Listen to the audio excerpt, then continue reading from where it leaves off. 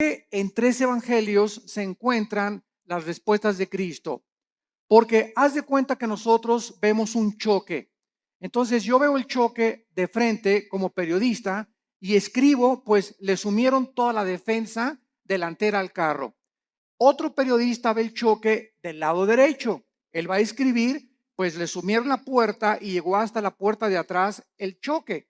Otro periodista lo va a escribir de la parte de atrás, porque él vio el choque de la parte de atrás.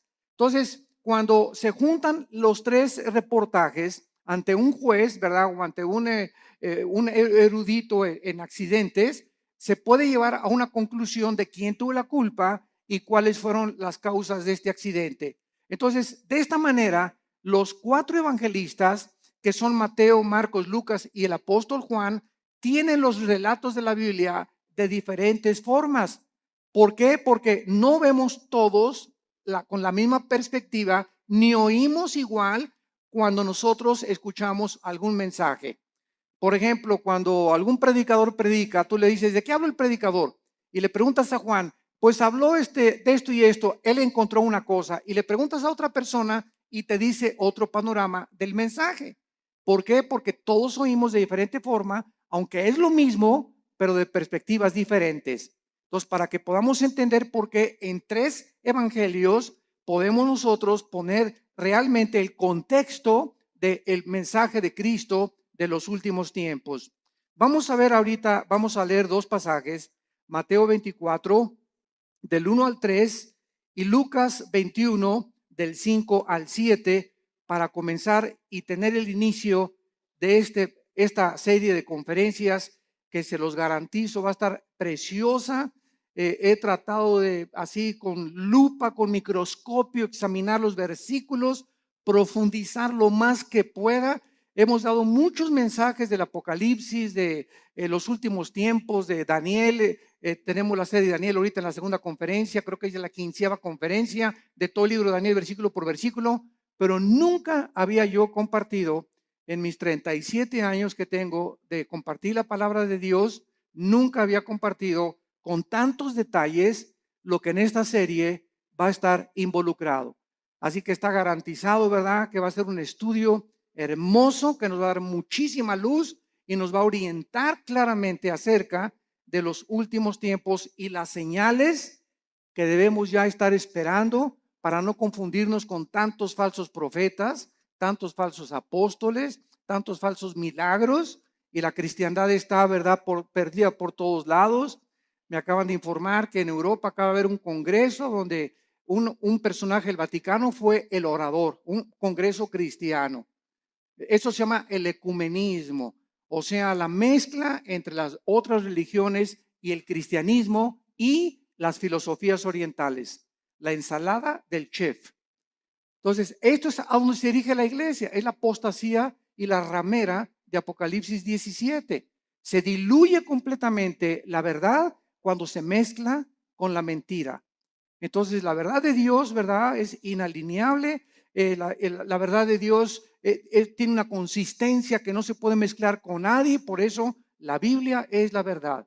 Y solamente en la Biblia podemos encontrar nosotros las respuestas verdaderas a lo que nosotros estamos buscando en la vida.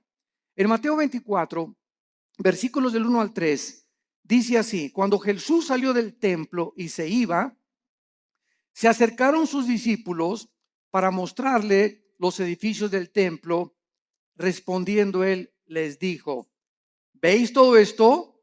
De cierto les digo que no quedará aquí piedra sobre piedra que no sea derribada. Y estando él sentado en el monte de los olivos, los discípulos se le acercaron aparte diciendo: dinos, ¿cuándo serán estas cosas? ¿Qué señal habrá de tu venida y del fin del mundo? Respondiendo él les dijo: mirad que nadie los engañe. Veamos ahora en Lucas capítulo 21, versículos del 5 al 7, la otra perspectiva de Lucas, de cómo oyó lo que Jesús dijo. Lucas 21, del 5 al 7. Y a unos que hablaban de que el templo estaba adornado de hermosas piedras y ofrendas votivas, dijo: en cuanto a estas cosas que veis, días vendrán en que no quedará piedra sobre piedra, que no sea destruida. Y le preguntaron diciendo, Maestro, ¿cuándo será esto? ¿Y qué señal habrá cuando estas cosas estén para suceder? Lo primero que ahorita cualquier estudiante de la Biblia acaba de captar es que son preguntas diferentes. Y vamos a ver que hay 4 preguntas, hay otras en Marcos, pero unas están relacionadas con la destrucción del templo. Esto es muy importante. Vamos a comenzar ya a explicar esto. 2 preguntas están relacionadas con la destrucción del templo y 2 preguntas están relacionadas con las señales antes de que Cristo regrese. Entonces, el Señor Jesucristo estaba en el templo el día antes de su muerte, todo el día, y antes de su arresto. Y los líderes religiosos de Israel en este momento no dejaron un solo minuto en atacarlo, en lanzarle preguntas capciosas. Y aquí ya estaba completamente determinado que los líderes de Israel rechazaron completamente al Mesías.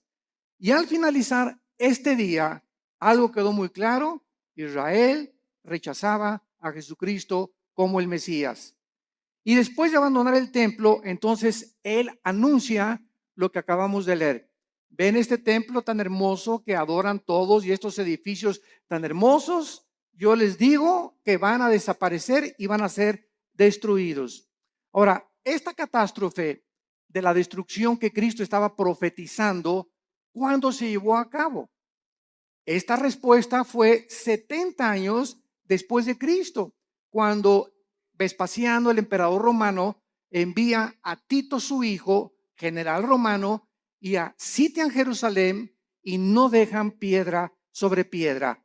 Esta consecuencia de la destrucción del templo era por el orgullo de los judíos, que estaban completamente ensoberbecidos por la belleza arquitectónica de ello y por haber rechazado al autor de la salvación y no la construcción externa que ellos comenzaron a adorar.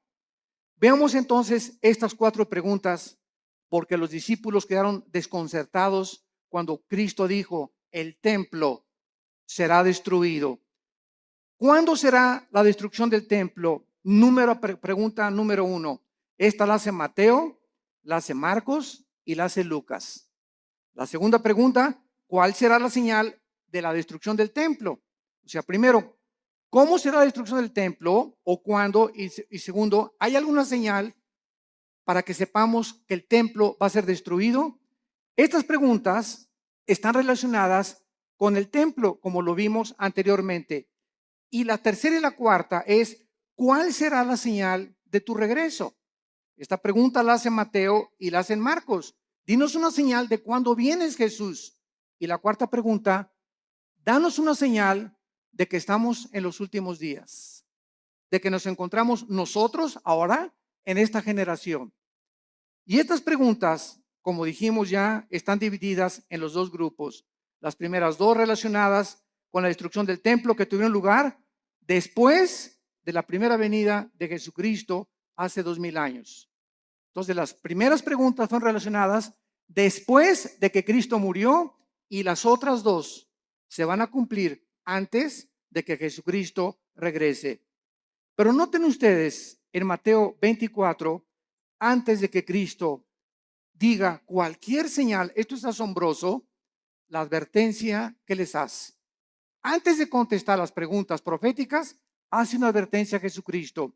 Mateo 24, versículos 4 y 5. Respondiendo Jesús les dijo: miren que nadie los engañe. O sea, él no responde ninguna de las 4 preguntas todavía. Lo primero, antes, esto es importante, de responderles las preguntas, hace una advertencia: miren que nadie los engañe. Porque vendrán muchos en mi nombre diciendo: yo soy el Cristo, y a muchos engañarán. Damas y caballeros, santos de Dios, muchos hemos relacionado esta respuesta de Cristo pues con los falsos profetas que han surgido, ¿verdad? Como Jim Jones y David Koresh y el Dalai Lama y el Maharashi, que fueron falsos profetas. Sin embargo, nos hemos equivocado en ubicar solamente a los falsos mesías y a los falsos cristos dentro del ámbito religioso. Y cuando nosotros conocemos la traducción de la palabra Cristo y Mesías, descubrimos que la palabra Cristo significa el ungido y el Mesías el señalado o escogido por Dios. Entonces, cuando Cristo dice, van a venir muchos en mi nombre engañando a la gente, vemos nosotros la historia principalmente en el siglo XX. Y hagamos un repaso de cuántos hombres en el siglo XX han tratado a través de la política y de la filosofía, dejemos a un lado la religión, a través de la política y la filosofía han tratado de traer el paraíso al mundo. Han tratado de volver a restablecer un sistema de gobierno o una ideología en la que esa es realmente la solución para los problemas del mundo. Tenemos a Carlos Marx, que quiso traer el paraíso o el éxito a través de la lucha de clases, de que si la proletariado vencía a la burguesía, entonces la sociedad iba a vivir igualitariamente, equitativamente, y se iba a acabar la pobreza y se iban a solucionar los problemas, porque el problema desde la perspectiva de él era traer el paraíso, traer una nación o un sistema o una ideología, que es la ideología marxista-leninista, para solucionar los problemas del mundo. Y hasta ahorita todavía, a pesar de que la historia nos muestra que ha fracasado, ¿verdad? Se sigue buscando porque el anhelo del hombre es recobrar el Edén. Lo que perdimos en el Edén está vivo dentro del corazón humano. Todos estamos buscando una mejor sociedad, más justicia, paz en el mundo, y tenemos 6,000 años de historia y no hemos visto ningún líder, ningún filósofo, ningún ideólogo, ningún político que haya podido decir, esta es la solución, este es el sistema perfecto, el gobierno perfecto, la filosofía perfecta. Todos han sido intentos de qué cosa? De tratar de un Mesías que es la persona, yo soy el que voy a traer realmente la solución. Y así encontramos después de Marx, ¿verdad? Estamos Marx a Lenin, tenemos a Hitler, lo mismo, ¿verdad? No vamos a crear una superraza aria y vamos nosotros a conquistar Europa. Y todos tienen esta idea de abarcar territorio, conquistar los conquistadores, Alejandro el Magno, Aníbal, Carlomagno, Napoleón Bonaparte. Es la historia de hombres que han tratado de abarcar territorio y llegar a un punto donde gobiernan al mundo o que ninguno lo ha podido lograr, para que de esta manera, ellos equivocadamente piensan que nos dan a la humanidad el paraíso que estamos buscando. Y así tenemos, ¿verdad? A Hitler, a Adolfo Hitler, a Nietzsche, el filósofo del ateísmo que le dijo, cuyas ideas influyeron en el nazismo, en el fascismo y en el comunismo.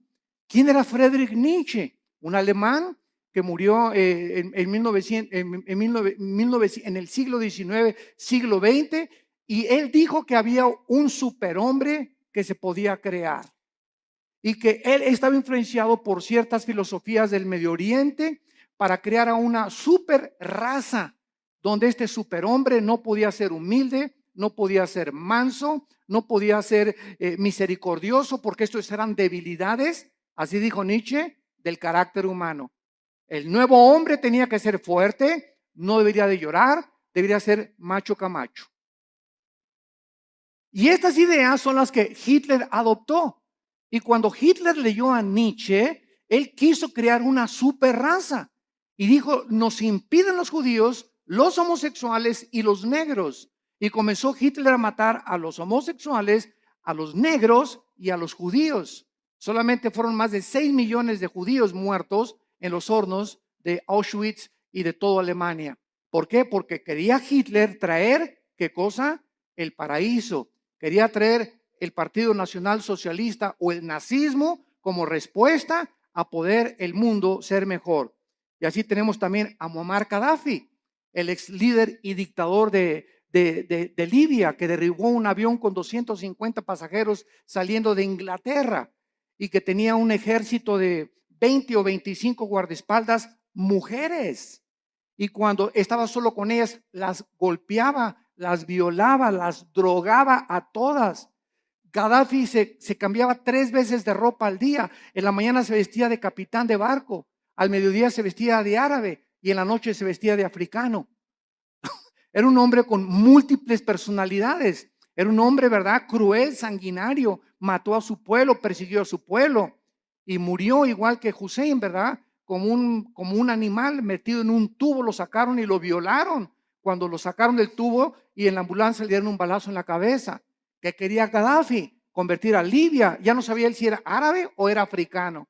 Y cuando los árabes lo dejaron por lo loco que estaba, dijo que me voy a hacer africano. Y después quería ser occidental.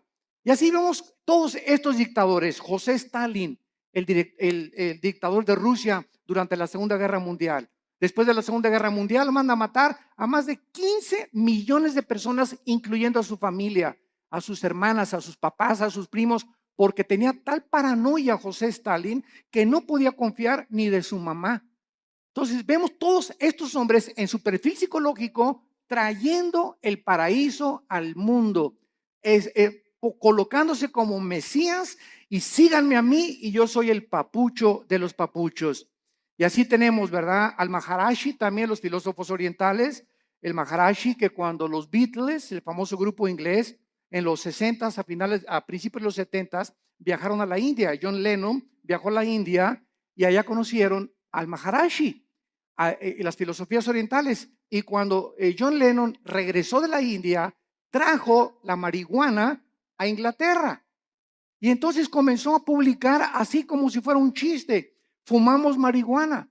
Y en la época de los 60s y los 70s, no, el 80% se calcula de los jóvenes en el mundo, en Europa y en América, le entraron a la Verde y a la Golden de Acapulco, a la marihuana. Era un mundo, ¿verdad?, donde la marihuana era lo más normal en esa época de los 60s o de los 70s. Entonces, ¿por qué? Porque el Maharishi dijo, al llegar a Los Ángeles, Dios está llegando a Los Ángeles. Y él fue el que le dijo a John Lennon, porque John Lennon, una semana antes de que lo asesinaran en su edificio en Nueva York, John Lennon dijo a los periodistas, una semana antes, yo soy más famoso y más grande Mesías que Jesucristo. Y a la semana lo asesina un loco, ¿verdad?, que venía de Hawái, que dijo que oyó unas voces que no entendía por qué. Él nunca había matado a nadie, que le decían las voces, mata a John Lennon. Y fue y lo mató. Vemos nosotros la obra de Satanás, ¿verdad? Y cómo Dios se hizo un lado ante un hombre que lo estaba retando y estaba diciendo que era mayor que su hijo Jesucristo. Y así tenemos a Jim Jones, que se llevó a 900 personas a la Guyana, 1978, junto a Venezuela en la Guyana. 995 personas les da a beber veneno con Kool-Aid, porque les decía que iba a venir la Tercera Guerra Mundial y que era mucho mejor morirse que poder que seguir viviendo, y todos se bebieron el veneno. Llegaron y encontraron a todos boca abajo, ¿verdad? 995 personas que este hombre las engañó y les dijo que él era Dios, que él era un Mesías. Cuando llegaron a la Guyana les dijo a los esposos, sus esposas son mías. ¿Quién, te preguntas, en sus 5 sentidos puede entregarle su esposa a un loco? O para que se le entregues tienes que estar igual de loco o más loco que la persona que te la pide. Entonces vemos que esto es posible en la naturaleza humana, que se llega a un grado donde se pierde completamente la coherencia, la racionalidad, la inteligencia, la lógica, y así encontramos cantidad de líderes que tienen un harén de 4 o 5 muchachas, y las muchachas están convencidas que él es el Mesías, como Charles Manson, el que mató a Sharon Tate, la esposa de Roman Polanski, en Los Ángeles, California, que comenzó Charles Manson a tener un ejército de muchachitas, se dormía con todas, y un día se levantó y dijo, tenemos que matar a una persona. Fueron a la casa de esta famosísima artista china Sharon Tate, la acuchillaron, estaba ahí embarazada, y pusieron puercos con sangre en las paredes.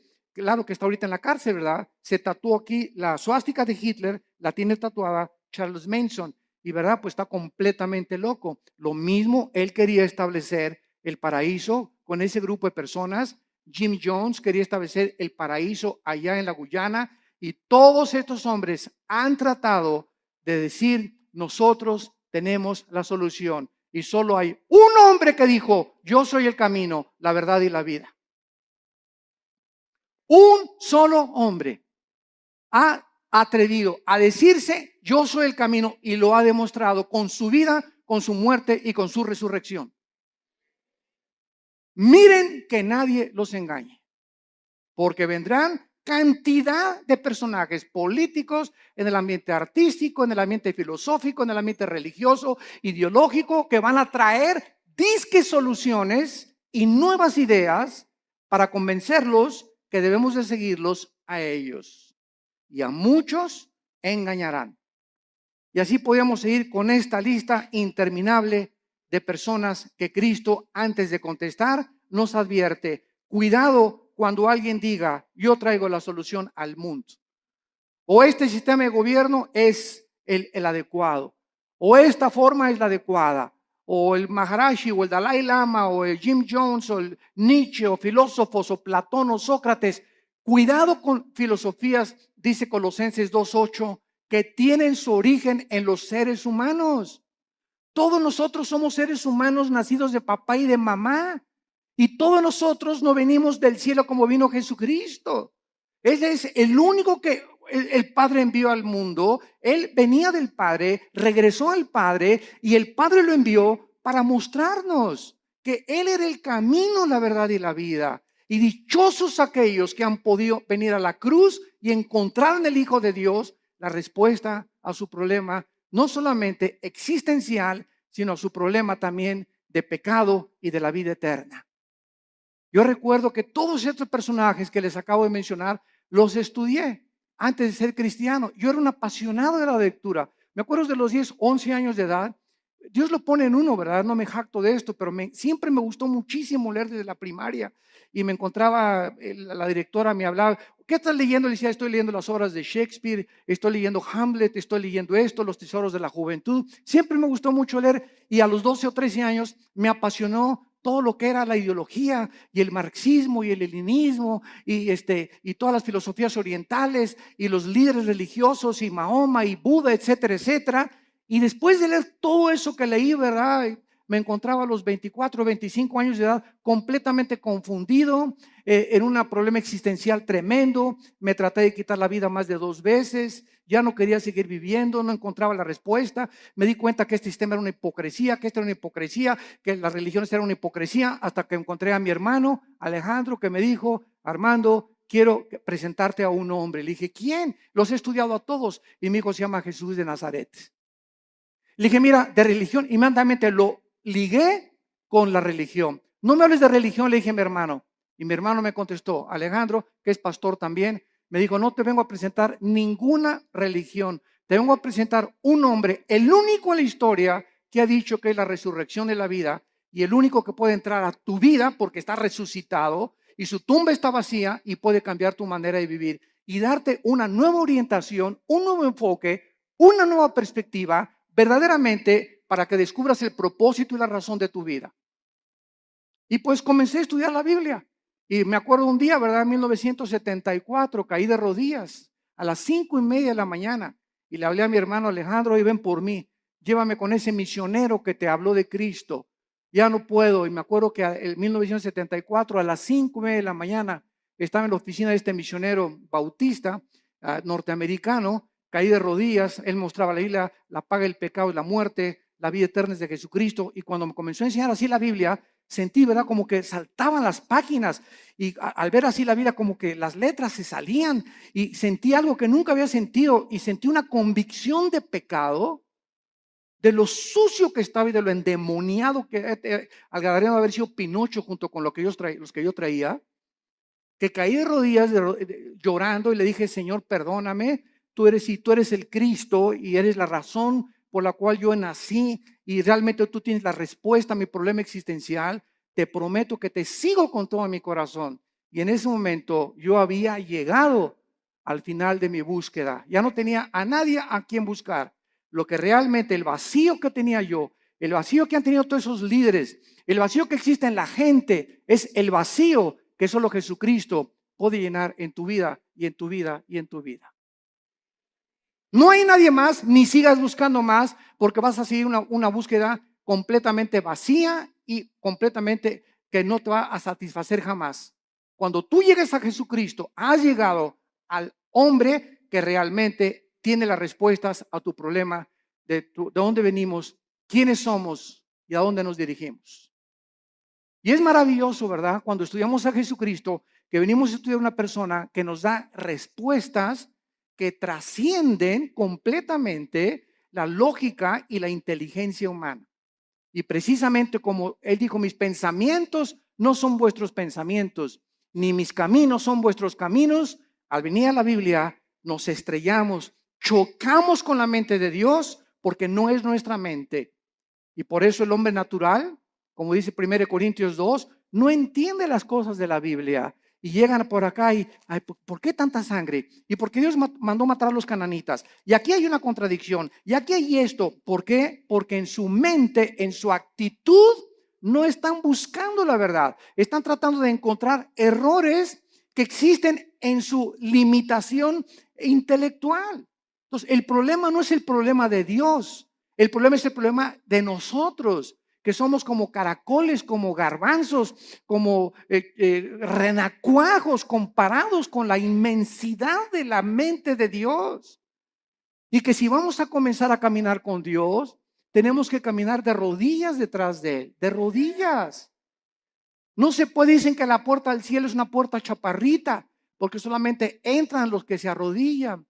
Pero si quieres entrar parado, te vas a estrellar, porque es la soberbia intelectual del ser humano la que le impide poder encontrar la verdad. Y fue la razón por la cual los líderes de Israel rechazaron a Jesucristo. Este viene a cambiar nuestra religión. Este viene a amenazarnos. Es una amenaza. Tenemos que eliminarlo, porque si no, no podemos nosotros seguir estableciendo el paraíso a través de las religiones. Y las religiones, todas las religiones, conducen a la muerte, porque el cristianismo no es una religión, es una relación personal, viva, dinámica, orgánica con alguien que vive en este momento y que quiere entrar a tu vida. Muy bien.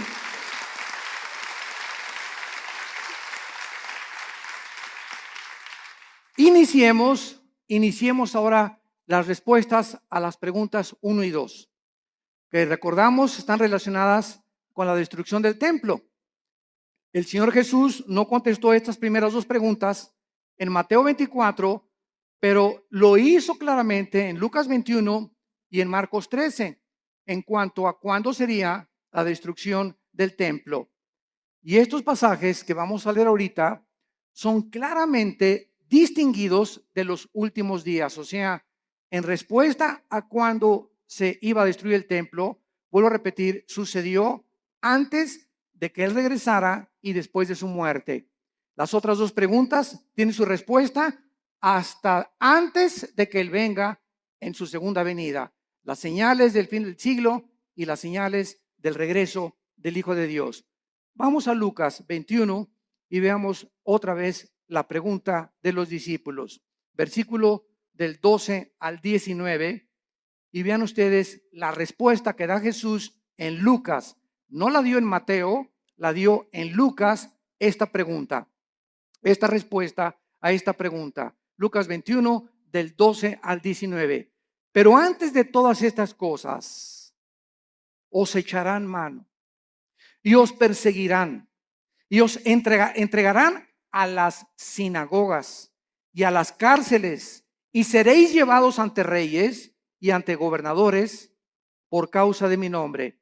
Y esto os será ocasión para dar testimonio. Proponer en vuestros corazones no pensar antes cómo habéis de responder en vuestra defensa, porque yo os daré palabra y sabiduría, la cual no podrán resistir ni contradecir todos los que se opongan. Mas seréis entregados aún por vuestros padres y hermanos y parientes y amigos, y matarán a algunos de vosotros. Y seréis aborrecidos por todos por causa de mi nombre, pero ni un cabello de vuestra cabeza perecerá. Con vuestra paciencia ganaréis vuestras almas. Muy bien, vemos nosotros que cuando no entendemos qué respuesta está dando Jesucristo, creemos que esto se aplica para nuestra época. Y esta respuesta de Cristo, ¿verdad? Estos versículos describen lo que sucedería antes de la destrucción del templo. O sea, entre la muerte de Cristo y la destrucción del templo pasaron 70 años, porque fue en el año 70 después de Cristo cuando el general Tito, los romanos, arrasaron Jerusalén. Entonces, Cristo está describiendo ahorita lo que iba a suceder inmediatamente después de su muerte y antes de la destrucción del templo. Y les advierte claramente, escuchen esto, abran los oídos, esto es a los judíos, porque fue en Jerusalén y en Samaria donde el evangelio comenzó a propagarse, les advierte de la gran persecución que vendría contra ellos. Nota en el versículo 12 de Lucas 21 la palabra sinagogas.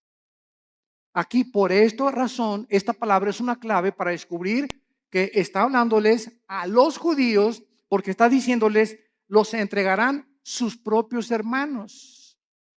Los mismos judíos, vamos a verlo más tarde, en el libro de los Hechos, fueron los judíos los que comenzaron a perseguir a los seguidores de Jesucristo. Y veamos nosotros en Marcos 13, versículo 9, Marcos 13, 9.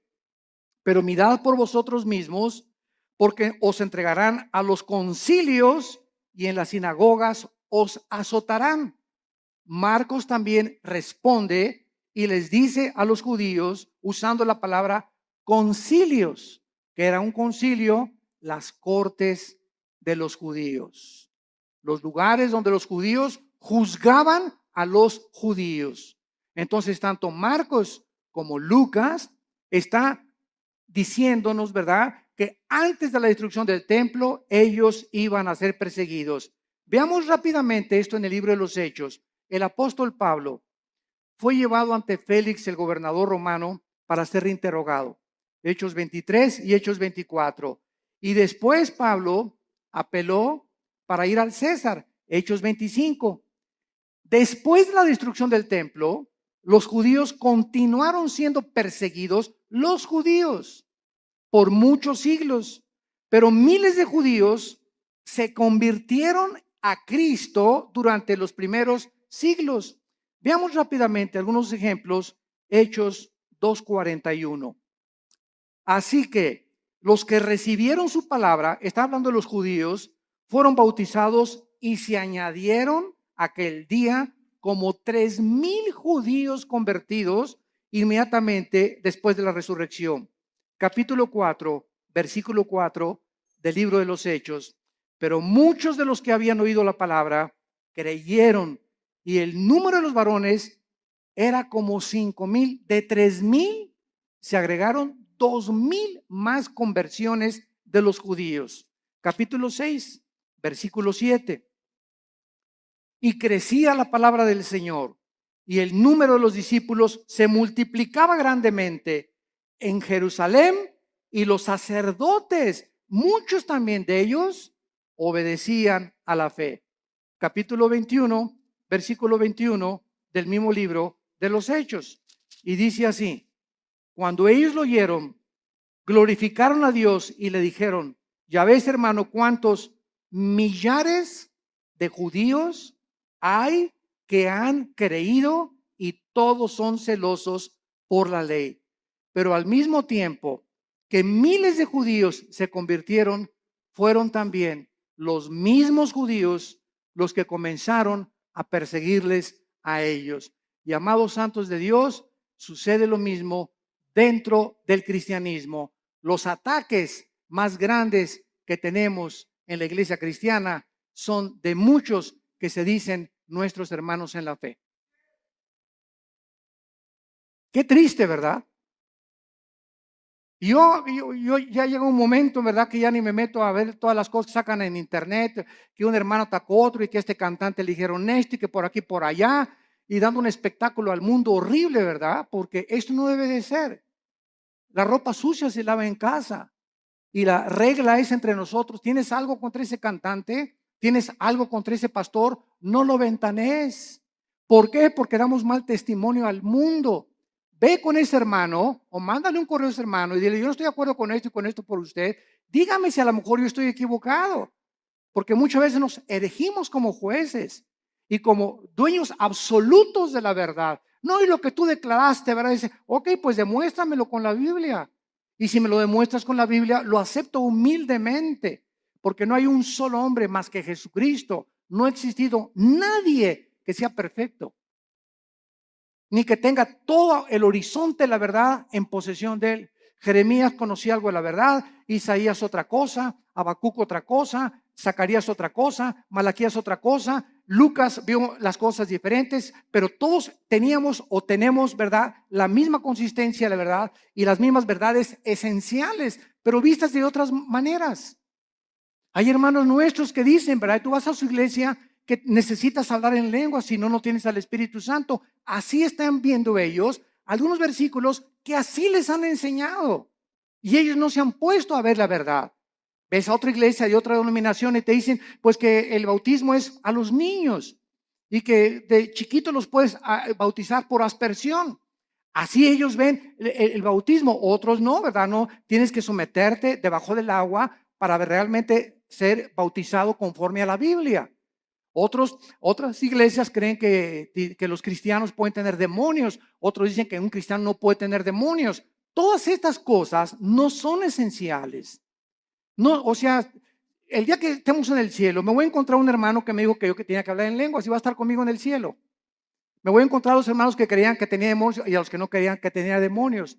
Me voy a encontrar en el cielo a los que dijeron que el bautismo del Espíritu Santo es una experiencia subsecuente a la conversión, que después de que te conviertes necesitas el bautismo del Espíritu Santo. Aunque yo no creo eso, ¿verdad? Hay muchos que lo creen, pero me los voy a encontrar en el cielo. ¿Por qué? Porque eso no es lo que nos va a salvar. Lo que nos salva es la sangre de Jesucristo. La salvación por la gracia de Dios y que sin ninguna obra de la ley recibimos nosotros el perdón de pecados.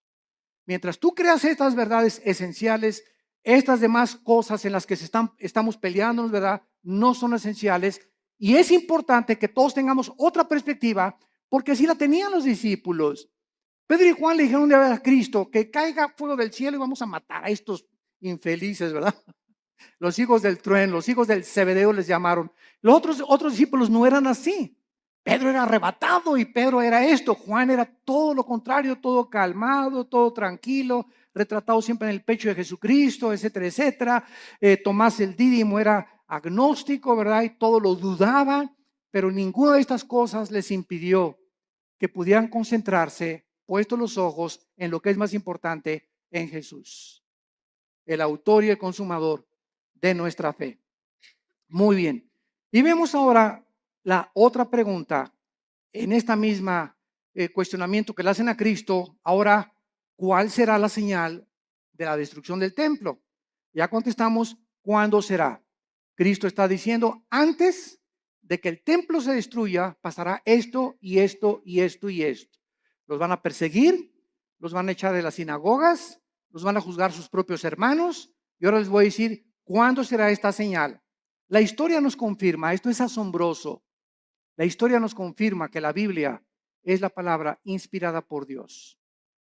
Las profecías lo confirman, la genética lo confirma, la geografía lo confirma, la arqueología lo confirma, la antropología, la física, la química, la literatura y cualquier rama o cualquier disciplina que tú puedas estudiar confirma la veracidad y autenticidad de la inspiración del libro que tenemos estudiando en esta mañana.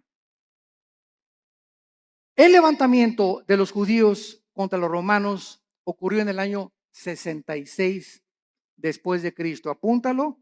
Ahí comenzó cuando los judíos comenzaron a tratar otra vez de liberarse del yugo de Roma.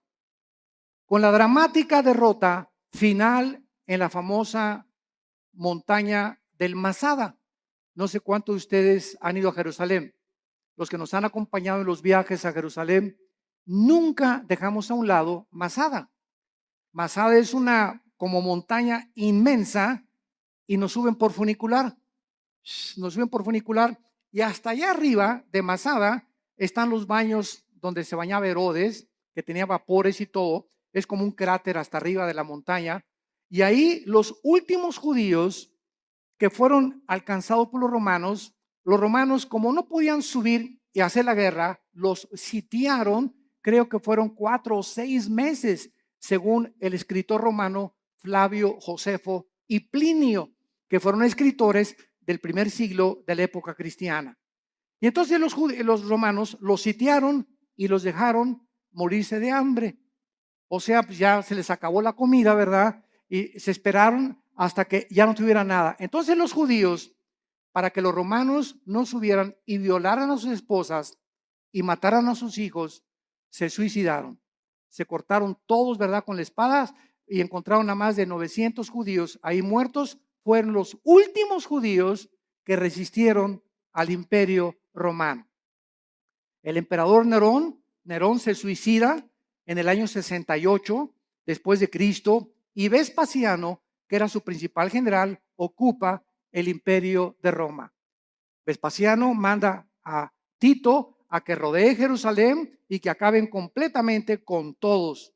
Y no hubo ningún cristiano, escuchen esto, ningún cristiano mesiánico. O sea, de aquel tiempo, como ya vimos, había casi más de 5,000 convertidos. Ninguno de estos fue muerto en el sitio contra Jerusalén porque creyeron en las palabras de Jesucristo. Les salvaron de la masacre haber obedecido a Jesucristo. Ahora veamos también nosotros, ¿verdad?, que el término en Lucas 21:24, vayamos a Lucas 21:24, hay una profecía que hasta este momento se está cumpliendo. Y el escritor romano Flavio Josefo, como citamos anteriormente, escribió que casi 100,000 judíos fueron tomados como esclavos y vendidos en varios lugares dentro del imperio romano. Son los que, cuando sitió Jerusalén Tito, sobrevivieron, y fueron casi 100,000 judíos. Y entonces vino lo que se llama la diáspora, ¿verdad? Los mandaron a todas partes del mundo en los 5 continentes. Y vean la profecía de Cristo, Lucas 21:24, y caerán a filo de espada.